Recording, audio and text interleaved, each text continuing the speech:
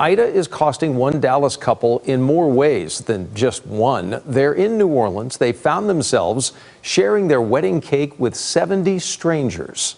J.D. Miles with the rest of the story. 2 canceled wedding dates in 2020 because of COVID-19 had Mindy McRae and Alex Broadbent convinced that when they finally gathered with family and friends this past weekend, that the third time would be the charm. And we had a big welcome party on Friday evening, which went spectacular. And the weather was amazing. But they were in New Orleans. Instead of taking the town by storm, they were about to be hit hard by one.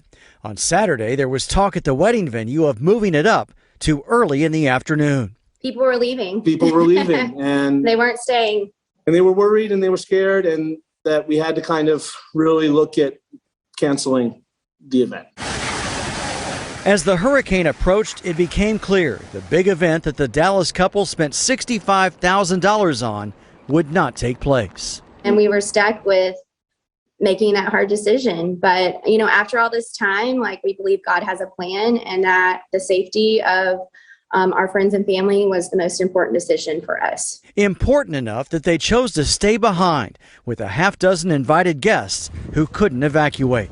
And so we said, you know what? If we're not all getting out, we're going to stay and we're going to do this together. They also shared their guest gift bags and wedding cake with all 70 people who are staying in the hotel, most of them local evacuated residents and the staff. They ate some delicious cake. Yeah, and they will again tonight. There'll be more of it. Tonight's the groom cake for dinner.